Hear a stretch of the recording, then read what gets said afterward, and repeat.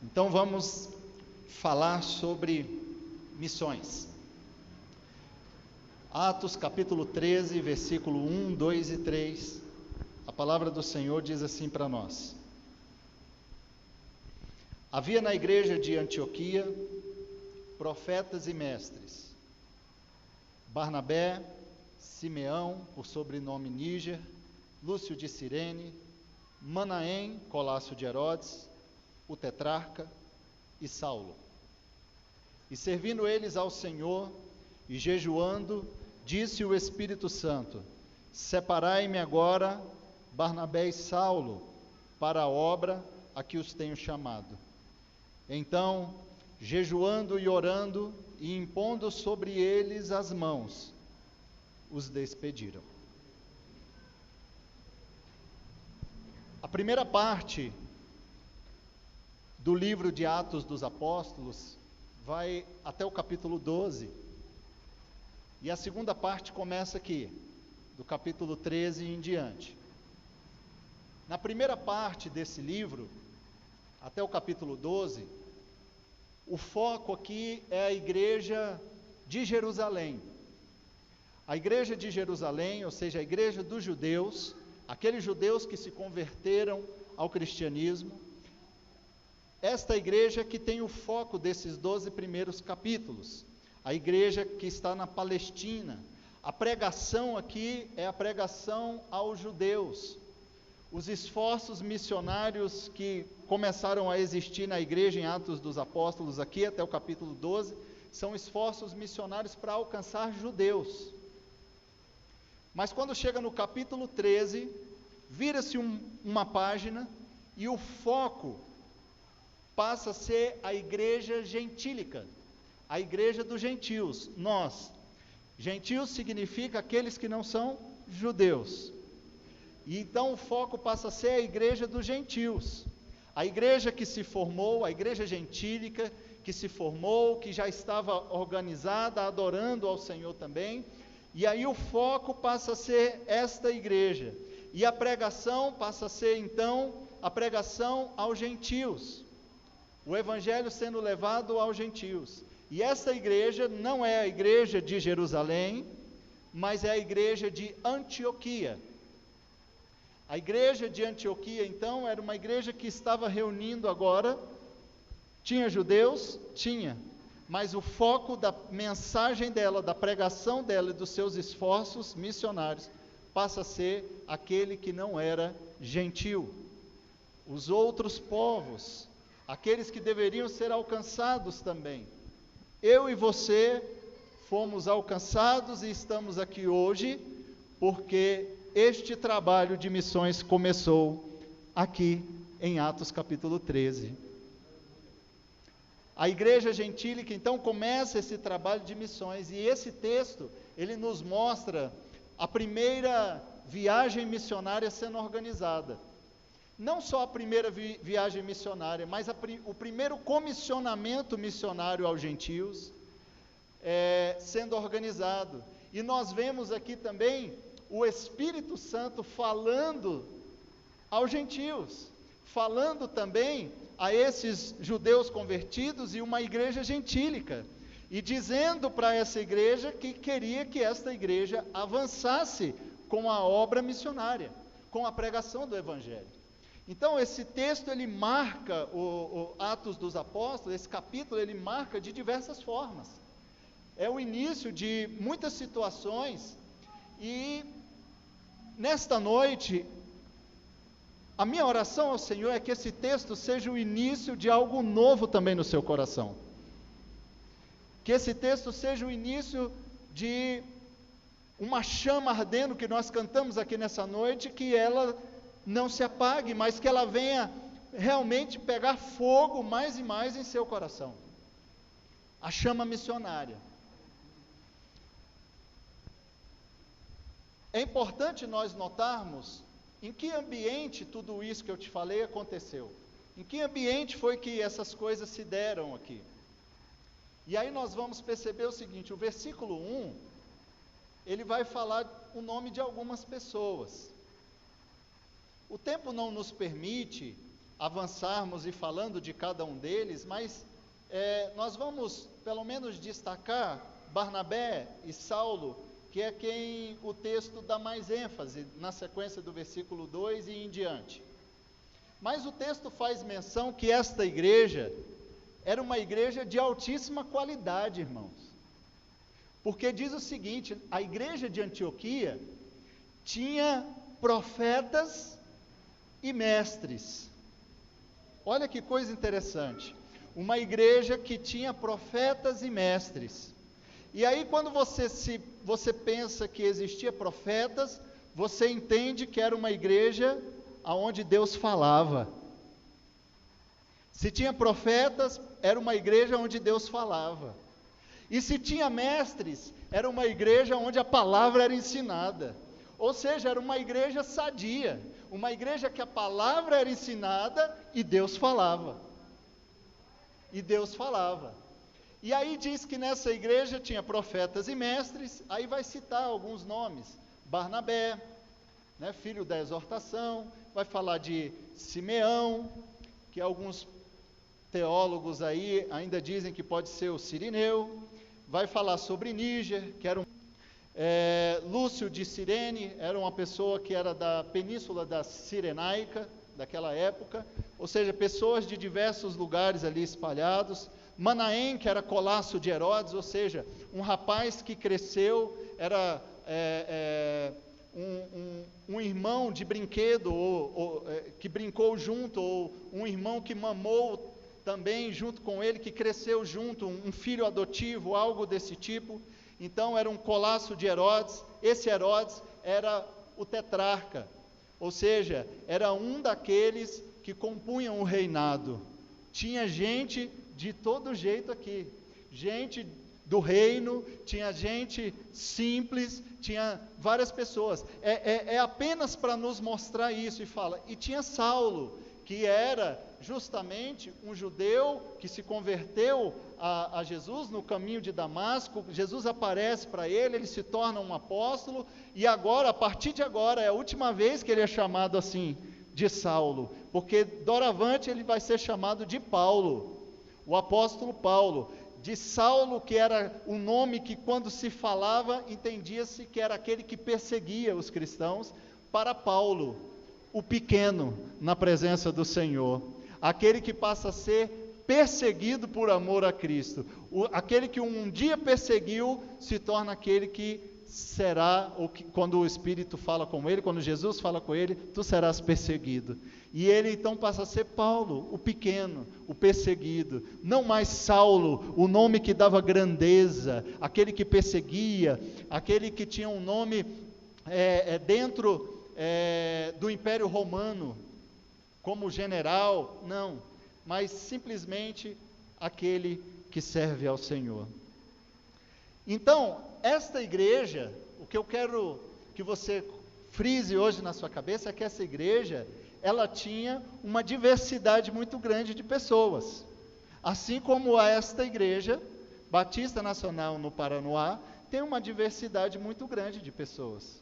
Pessoas com diversos níveis e graus de instrução, pessoas de diversas profissões, pessoas com pensamentos diversos, mas estamos aqui reunidos num ambiente comum, para adorar e engrandecer ao Senhor. Jesus é o nosso ponto central, Jesus é aquele que nos une para adorá-lo. E esta igreja, ela tinha isso. E se ela tinha muitas pessoas, ali também havia diversidade de dons. Naquela igreja havia diversidade de dons. E eu quero abrir um pequeno parênteses aqui, falar sobre dons do Espírito. E agora eu não estou falando de dom do Espírito, mas eu estou falando de dons espirituais. Dons espirituais são ferramentas que o Espírito Santo concede à sua igreja, para que cada um possa executar um determinado tipo de serviço na obra do Senhor. É uma capacitação que vem do Espírito Santo, é uma habilitação do Espírito Santo, que Ele nos dá quando nós não nos sentimos capazes, não conseguimos fazer, porque realmente não conseguimos, porque essa obra é santa, de um Deus puro, e nós somos pecadores, nós somos finitos, nós somos pessoas limitadas, tratando de um Deus ilimitado, de um Deus eterno, de um Deus grandioso, e a sua obra é tudo isso.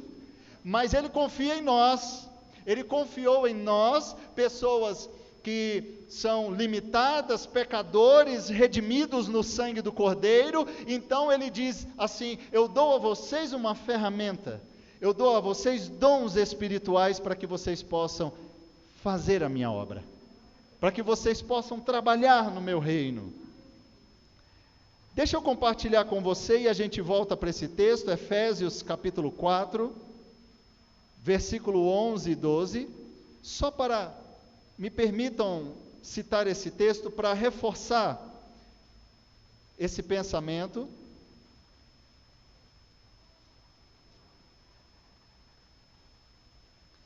Efésios capítulo 4, versículo 11 e 12 diz assim: Ele mesmo, está falando do Senhor, foi Ele mesmo que concedeu uns para apóstolos, outros para profetas, outros para evangelistas e outros para pastores e mestres.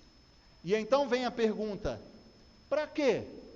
Para que o Senhor Jesus concedeu uns para serem uma coisa, outros para serem outras?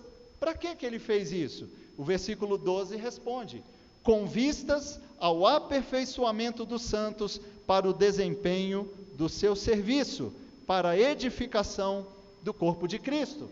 Ou seja, Ele deu uns para uma coisa e outro para outra. Para quê?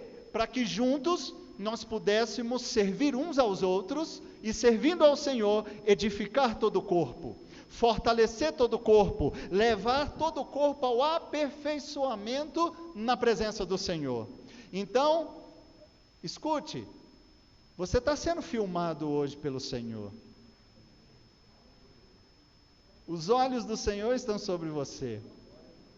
Você é uma dessas pessoas escolhidas por Deus para trabalhar, recebendo dons do seu Espírito, para trabalhar e aperfeiçoar o corpo do Senhor. O meu ministério, ele não serve para nada, se ele não servir para servir ao seu ministério. Por que o Senhor não deu tudo para uma pessoa? Ou deu de tudo para pessoas específicas? Porque eu preciso trabalhar com algo, o pastor Edivaldo precisa trabalhar com outro algo, e juntos nós temos que servir um ao outro. Servindo ao Senhor, formarmos o corpo de Cristo e aperfeiçoá-lo para a glória do Senhor. Cada um de nós tem um papel importante na igreja e importante na obra do Senhor. Por isso Ele deu a cada um de nós dons específicos. Nós não temos todos. Podemos muitas vezes receber um e em determinada situação receber outro, porque os dons são do Espírito e Ele usa quem Ele quer, a hora que Ele quer, do jeito que Ele quer, amém? E de repente você está diante de uma situação e você fala: eu não tenho dom para isso, deixa eu correr lá e chamar o pastor. Não, meu irmão, o dom é dele, e Ele pode te usar naquele momento, sem você nunca ter sido usado para aquele benefício ou para aquela situação. Talvez Ele não te use mais para aquilo, mas naquele momento Ele pode te usar. Basta você ter fé e crer e pedir ao Senhor. E o apóstolo Paulo fala isso: peçam a Ele os dons. Peçam a Ele os dons, e Ele dá, porque os dons são dele, não são nossos. Eu já vi crente por aí dizendo: não, porque eu tenho o dom disso. Você não tem nada, irmão. Está emprestado para você. É dele, os dons são do Espírito, Ele empresta para nós e Ele quer nos usar. Por isso que Paulo diz: peça ao Senhor e Ele vai te dar o dom, peça. Mas uma coisa Paulo orientou: antes de pedir qualquer dons do Espírito Santo, antes de pedir qualquer um dos dons, peça o dom do amor. Peça o dom do amor. E falando no apóstolo Paulo, em 1 Coríntios se você puder me acompanhar, 1 Coríntios 12, ele vai falar mais um pouquinho a respeito disso, e eu vou seguir adiante. 1 Coríntios 12, versículo 4 e 5, Paulo diz assim: ora, os dons são diversos, os dons são muitos, mas o Espírito é um só, o Espírito é o mesmo, mas os dons são muitos. E aí ele diz, e também a diversidade no trabalho, no serviço, mas o Senhor é o mesmo. Ou seja, agora você já valeu o ingresso de hoje, pastor Edivaldo, porque você já vai sair daqui sabendo, né, que existem muitos dons porque existem muitos serviços diferentes. Então, para cada serviço diferente, tem um dom que pode se encaixar. E o Senhor, sabendo disso, tendo muito serviço, Ele deu muitos dons para a sua igreja, para que nós pudéssemos nos sentir capacitados e habilitados por Ele, que é quem faz isso, para exercermos a sua obra. Você pode dizer amém? Então, a igreja de Antioquia era uma igreja que tinha diversidade de serviço, diversidade de dons, porque ali havia uma diversidade de pessoas. E onde há diversidade de pessoas, há diversidade de serviço e há diversidade de dons do Espírito. Então, diz o versículo número 2: e servindo eles ao Senhor, e jejuando, disse o Espírito Santo: separai-me agora, Barnabé e Saulo, para a obra que eu tenho chamado. E então, jejuando e orando, a igreja impôs sobre eles as mãos e os despediram, e o enviaram. Nós percebemos aqui, irmãos, um segundo aspecto no ambiente dessa igreja. Essa igreja trabalhava. O texto diz aqui que servindo eles ao Senhor, olha só, como o autor de Atos dos Apóstolos faz questão de frisar que tudo que aconteceu, ele coloca antes dizendo, eles estavam servindo ao Senhor. Servindo eles ao Senhor, ou seja, era uma igreja que trabalhava. O povo lá trabalhava. O povo lá botava a mão na massa e trabalhava, é serviço. Servindo ao Senhor aqui está falando de serviço, de trabalho. Então, estando eles trabalhando, diz o texto, que estavam também jejuando. Ou seja, além de trabalharem, eles nutriam uma espiritualidade com Deus. Eles nutriam uma intimidade com Deus, jejuavam e oravam. O versículo 3 vai falar que eles estavam jejuando e orando. No 2 vai falar que eles estavam jejuando. E aí eu quero ver essa pegadinha com vocês. Por quê? Porque nem toda oração é seguida de jejum, certo? Você pode estar orando e não estar jejuando. Mas todo jejum, ele deve ser seguido de orações. Então esses irmãos aqui, eles serviam ao Senhor e mantinham uma vida de jejuns e orações na presença do Senhor. Eles jejuavam e oravam e serviam ao Senhor. E isso nos dá a entender que aquele que trabalha para o Senhor, aquele que faz a obra do Senhor, buscando, jejuando e orando, quer fazer a vontade do dono da obra e não a sua vontade. Eles tinham o desejo de fazer a vontade do Senhor na sua obra. Então buscavam ao Senhor, buscavam ter intimidade com o Senhor, jejuando e orando. Eles trabalhavam e gastavam tempo em jejum e oração. Pastor, por que o senhor está frisando isso? Porque, irmãos, nós não podemos cair no ativismo religioso. Quantas vezes a gente é tanta atividade, tanto trabalho, tanta coisa na igreja, e junta com o trabalho secular, e junta com tudo que a gente faz, com todas as nossas atividades, e a gente esquece do principal, o nosso relacionamento com o Senhor, a nossa vida de jejum, de oração, de intimidade com Deus, de adoração, de busca pela sua presença. Porque se a gente deixar de fazer isso, o serviço perde o significado. Ele vira ativismo, ele vira foco do que eu penso. A obra vira foco do que eu quero, mas a gente sempre usa uma palavra quando fala na obra dele. A gente diz a obra do Senhor. Então, se a obra é do Senhor, precisamos fazer a obra conforme Ele deseja, conforme Ele quer, porque a obra é do Senhor, e nós somos instrumentos em suas mãos, somos trabalhadores dessa obra, obreiros dessa obra, cefeiros dessa seara, e o Senhor conta conosco. Então, era uma igreja que trabalhava, que nutria uma espiritualidade muito grande com Deus. Esse ambiente que eles nutriam, fez com que houvesse uma vazão para o Espírito Santo agir na igreja. Olha que coisa linda, irmãos.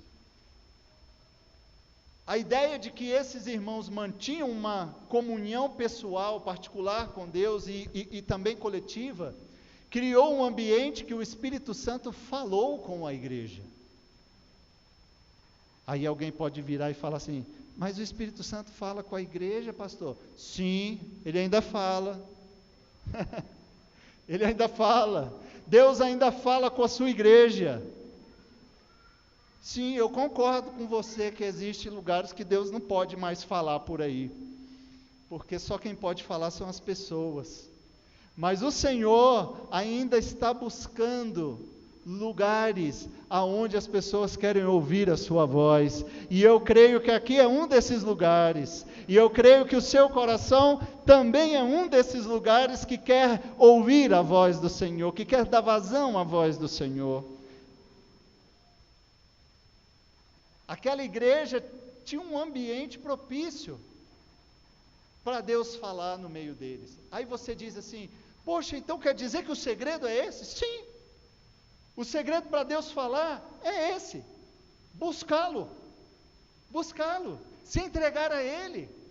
Olha, irmãos, eles eram sinceros, eles trabalhavam na sua igreja, eles se dedicavam na sua igreja, na obra do Senhor, e não só isso, adoravam a Deus, jejuavam, oravam, buscavam, cantavam, louvavam ao Senhor. É o contexto de Atos dos Apóstolos, se reuniam para isso, e todas as vezes que eles se reuniam para isso, você acha que aquele evento que aconteceu lá no dia de Pentecostes foi só um evento? Não, se você continuar lendo o livro, você vai ver que ele aconteceu mais uma vez, depois aconteceu de novo, depois aconteceu na casa de outro. Por quê? Porque eles continuaram fazendo a mesma coisa, se reunindo para glorificar e exaltar o Senhor, para trabalhar, para jejuar, para buscá-lo. E nesse ambiente, então o texto diz que o Espírito Santo falou com a igreja.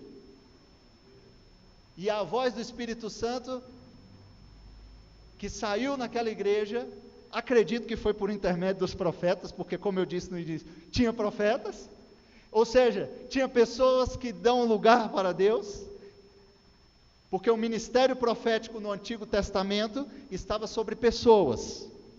Deus escolhia pessoas para serem profetas. E profeta, como no Antigo Testamento, ficou no Antigo Testamento naquele modelo, porque hoje a fala profética está sobre a igreja, a unção profética é da igreja, Jesus deu à igreja, eu e você somos profetas do Senhor para essa geração, a igreja ela é profética, o Senhor chamou a todos nós para falarmos, para profetizarmos, para anunciarmos as boas novas do Senhor, o ano aceitável do Senhor. O Espírito do Senhor que veio sobre Jesus, e ele disse, o Espírito do Senhor está sobre mim naquele dia na sinagoga. Quando ele subiu, ele disse, eu vou enviar para vocês outro Consolador que vai estar com vocês, até a consumação do século. O mesmo Espírito então veio morar em mim e você, então a mesma unção profética está sobre mim e você, para fazer a obra que não é minha e sua, mas que é dele, para darmos continuidade na sua obra, a obra que é do Senhor. E nesse ambiente então, o Espírito disse, olha, separem para mim Barnabé e Saulo, porque eu tenho uma obra agora específica com esses dois. Todos estavam trabalhando, todos buscavam, mas agora o Espírito Santo resolveu pegar do meio deles dois e separar aqueles dois para uma obra específica. E é engraçado que Barnabé foi aquele que foi buscar Saulo, porque todos tinham medo de Saulo, e Barnabé era um homem que tinha uma única palavra. Ele era aquela pessoa que a gente fala assim, não, aquele sujeito ali é um sujeito de palavra, se ele falar, ele tinha uma moral muito alta na igreja, filho da exortação, o nome dele, era um homem de palavra, era um homem trabalhador na obra do Senhor, foi lá e buscou Saulo, e chegou lá no culto com Saulo, e quando chegou lá o pessoal falou, meu Deus, o que é isso? Está trazendo esse homem aqui, as pessoas tinham medo dele, e ele disse, pode deixar, porque ele agora é de Cristo, e ele fez a vez de apresentar Saulo e está com ele, e é importante você entender que nos textos anteriores aqui, antes, capítulo 12 e antes um pouco, você vai observar que houve uma situação de crise na igreja em Jerusalém, que eles passaram necessidade, eles passaram dificuldade lá, e eles que rejeitaram um pouco Saulo, essa igreja aqui de Antioquia, essa igreja aqui reuniu e falou assim, vamos mandar donativo para a igreja mãe, era mais ou menos como se fosse a sede, né? Vamos mandar para Jerusalém, lá para a igreja mãe, vamos mandar aqui um donativo, quem pode ir? Vamos mandar Barnabé e Saulo, e eles foram, antes de serem designados para uma obra maior juntos, foram testados, entende, irmão? O Senhor está falando com você, amém? Eles foram testados, foram até lá, aí a outra história, Jerusalém estava meio orgulhosa, não queria aceitar, mas eles foram, voltaram e trouxeram o relato, e Deus achou graça nisso tudo e disse, separa esses dois aí para mim, porque eu tenho uma outra obra com eles agora. Os olhos do Senhor estão sobre você. Nós não somos demagogos, irmãos, e ao ponto de falar, todo mundo aqui vai ter uma obra missionária específica, como o pastor Welton, que nós passamos aqui. Todo mundo aqui vai sair viajando para a África, ou para lá, ou para cá, ou para outro estado no Brasil, ou todo mundo vai abrir congregação. Eu não posso falar isso para você, porque senão eu vou contrário ao que eu acabei de te falar, que os serviços são muitos, e os dons do Espírito são muitos para executar esse serviço, mas existe alguns aqui que Deus tem o olhinho assim especial em cima, Ele pode estar te olhando agora, e dizendo assim, eu estou querendo te preparar para algo mais, meu filho, eu estou querendo te preparar para algo mais, minha filha. O Senhor, Ele olha para nós, e fica esperando que a gente diga algo para Ele. Eu vou contar para você o segredo, tá bom? Eu vou contar para você. O segredo está naquilo que o pastor Edivaldo leu aqui mais cedo. Quem enviarei? E quem há de ir por nós? E eu respondi, eis-me aqui, envia-me a mim. Basta você se entregar nas mãos dele. Você sabe por quê, irmão? Porque o Senhor, Ele não fica procurando capacitados para usar. Ele levanta pessoas e capacita elas para servi-lo. Ele levanta pessoas quando essas pessoas estão trabalhando para Ele. E aí Ele começa a usar essas pessoas e capacita mais e mais. Mais e mais. Nós conseguimos extrair desse texto aqui algumas coisas importantes para nós tomarmos uma decisão maior diante do Senhor. Estamos vivendo um momento atípico. Deixa eu olhar a hora aqui. Estamos vivendo um momento atípico. Um momento de crise financeira, crise social, crise em todos os segmentos na sociedade. Nós estamos vivendo um momento terrível por causa dessa pandemia. Já não estava fácil antes, e aí chegou essa pandemia para deixar pior. E aí às vezes a gente fica pensando assim, mas será? A nossa maneira de ver o mundo não é a maneira como o mundo se vê, irmãos. A nossa ótica, ou a nossa lupa, o nosso binóculo, é a fé. E nós olhamos através da fé. Nós não vivemos por vista, diz a palavra do Senhor. Nós vivemos por fé. Nós vivemos naquilo que cremos. E nós cremos no Senhor, e nós cremos que ainda há uma oportunidade. Enquanto a igreja estiver aqui, ainda há uma oportunidade para a humanidade, ainda há uma oportunidade para mim e para você, de mudarmos os nossos conceitos, de mudarmos a nossa maneira de pensar, de mudarmos o nosso relacionamento com Deus, de mudarmos a nossa filosofia, ideologia, aquilo que nós inculcamos na nossa cabeça, de mudarmos o nosso ser, de mudarmos o nosso relacionamento com Ele e nos dedicarmos mais ao Senhor para sermos verdadeiramente nas mãos dEle aquilo que Ele quer que a gente seja.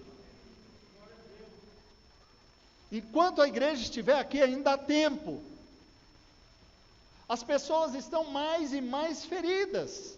Nós estamos assim também. A igreja também foi ferida. Os crentes também foram feridos, nós também, mas a nossa diferença para as outras pessoas é que mesmo feridos, não podemos ser derrotados, porque a Bíblia diz que nele somos mais do que vitoriosos, ainda que feridos, ultrajados, perseguidos, nós temos o Espírito da verdade, temos a palavra da vida eterna, temos o Senhor da salvação, por isso, irmãos, Ele conta conosco, ainda que com corações feridos, ainda que meio abalados, para ajudar outros a saírem desse momento e se encontrarem com Ele também. Cabe a nós, então, o texto nos mostra que como é que nós somos alcançados por Deus nisso tudo, trabalhando. A primeira coisa que o texto nos mostra é isso, trabalhando. Tem muita gente que às vezes fica assim, eu estou com vergonha de ir lá falar com o pastor. Logo eu vou falar, pastor, olha, conta comigo aí para alguma coisa. Eu não vou não, pastor, o que o pastor vai pensar? Eu tenho tanto problema, eu tenho tanta coisa. Meu Deus do céu. Irmão, você não sabe o que mais agrada um pastor na vida. É quando um membro chega para ele e diz, pastor, ó o joinha, conta comigo. Vê aí o que está precisando aí, e me ajuda aí eu me achar aí na igreja, me achar em alguma coisa, em algum ministério. Conta comigo, eu quero trabalhar. Rapaz, dá uma alegria no coração do pastor que você não sabe. Imagina no coração de Jesus, quando ele ouve você disposto. E é trabalhando que você vai amadurecendo na igreja, e o Senhor vai te preparando, porque existem muitas pessoas que querem queimar etapa, tem muita gente que quer queimar etapa. Irmãos, passe por tudo que você tem que passar no trabalho do Senhor, passe por todas as fases que você tem que passar na obra do Senhor, porque Ele é quem vai te conduzir ao centro daquilo que Ele quer na sua vida. É Ele quem vai te conduzir, você tem que se dedicar, você tem que se entregar, e enquanto você faz isso, está sensível à voz de Deus, e aí você vai se dedicando ao Senhor, trabalhando, fazendo algo. As pessoas às vezes se iludem, dizendo, olha, eu vou ser missionário lá no Japão, não vai nem na feira pregar para o quitandeiro, que é japonês, no final de semana, nunca teve coragem de conversar com um japonês na vida, um descendente de japonês, bater um papo, como é que é lá no Japão? Como é que foi que você veio parar no Brasil? O que aconteceu? Como é que é? Como é que é a cultura do seu povo? Como é que é isso? Mas fica lá romanceando aquilo ali. Irmãos, dê um primeiro passo e comece a fazer algo para o Senhor, com alegria no seu coração, com fé, com ousadia, no Espírito Santo, e você vai ver que Deus vai te conduzir. Mas não queira queimar etapas, porque a igreja é a agência missionária de Deus na face da terra. Aqui é que são preparados os missionários, aqui é que são preparados os líderes de ministérios, é na igreja do Senhor, é aqui, irmãos, trabalhando no dia a dia, junto com o seu pastor, na igreja, junto com o seu líder, no seu ministério, é que o Senhor vai te capacitando, vai te preparando, ou seja, se dedique, trabalhe para o Senhor, trabalhe na sua obra, e vá se preparando. Agarre as oportunidades que chegam para você. Teve oportunidade de ir para um seminário estudar? Vá. Tem um curso para fazer? Faça. E isso vale para a obra do Senhor como tudo na sua vida. Não deixe a sua vida ficar passando diante dos seus olhos, irmãos. Você é o principal personagem da sua vida. É você. Não fica lá parado deixando a sua vida passando. Olha, já foi uma oportunidade. Olha, eu queria ter feito essa faculdade, mas já tem 4 anos, se tu tivesse começado, estava se formando, porque não teve coragem. Olha que trabalho lindo que o Ministério de Casais lá na igreja fez, olha, poxa, que encontro de casais maravilhoso. Aí você lembra que no ano anterior o líder virou para você e disse assim: ô irmão, vem nos ajudar. Aí você lembra, poxa, se eu tivesse ajudado, poderia ter ficado melhor, poderia ter tido menos trabalho para poucos, eu podia ter somado com eles, colocado a mão, e você estaria sendo preparado por Deus sempre para algo mais. Tem pessoas que têm medo e rejeição, e não querem estar debaixo da liderança de outrem.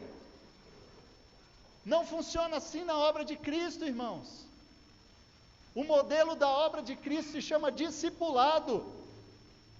É alguém que está ali trabalhando outros para que continuem fazendo a obra, aprendendo, trabalhando, ensinando e aprendendo também, porque quem ensina aprende também, cresce também, e preparando outros. É o modelo do discipulado. E a obra do Senhor vai sempre tendo alguém para realizar. Eu fico feliz, irmão, se eu tiver um grupo abaixo de mim, que eu posso ser líder deles, eu estiver ensinando eles, e começar a despontar um, despontar outro. Você acha que eu fico triste? Você acha que eu tenho vontade de ser tampa na panela deles? De jeito nenhum. Quando eu vou vendo um vindo, outro vindo, e me empurrando e dizendo: vai pastor Luciano, que eu estou chegando na tua cola, eu fico feliz e digo assim: Senhor, o que é que o Senhor tem preparado para mim? Porque já está acabando o que eu estou fazendo, já tem outros chegando, já tem uma turma nova vindo aí, Senhor, então, outra coisa o Senhor tem para mim, e Ele sempre tem, para mim e para você, Ele sempre tem, e para você também que está em casa, nos ouvindo, Ele tem sempre algo novo para nós. Sempre tem algo na sua obra. Segundo lugar, orar e jejuar, ter espiritualidade, ter compromisso. A única maneira de você ouvir a Deus é se relacionando com Ele. Não tem outra forma de você ouvir a voz do Senhor, se não for por intermédio da sua palavra, e de uma comunhão pessoal, de oração, de consagração ao Senhor. Eu já ouvi pessoas dizendo assim: não pastor, eu tenho medo de orar muito assim profundo na presença de Deus. Falei: mas por quê? Era uma irmã. Falei: mas por quê, irmã? Não, porque se eu começar a falar demais assim, com Deus assim, Ele pode dizer sim para mim. Falei: irmã, mas antes mesmo de você ir perguntar, Ele já disse sim para você. O sim de Deus você já tem. Você já tem. Mas escute uma coisa que eu vou te falar. E eu disse isso para um colega pastor há poucos dias. Eu falei, pastor, a gente se torna resposta para a oração que nós fazemos muitas vezes. Quantas vezes, irmão, aconteceu na minha vida de eu olhar algo na obra do Senhor, e aí eu via, ninguém fazia nada acontecia, e estava lá para fazer, e o negócio ia, pastor Edivaldo estava lá para fazer, e ninguém fazia, e aquilo ia incomodando, aí eu, com aquela coragem santa, indignado, vou conversar com Deus a respeito disso. Senhor, não está certo, olha aí, tem tanta gente na igreja, e aquilo ali está ali, Senhor, para fazer e ninguém faz, aquilo ali está ali, Senhor, já passou, só que eu percebi, já tem quase 2 anos que aquele negócio está ali para ser feito e ninguém faz.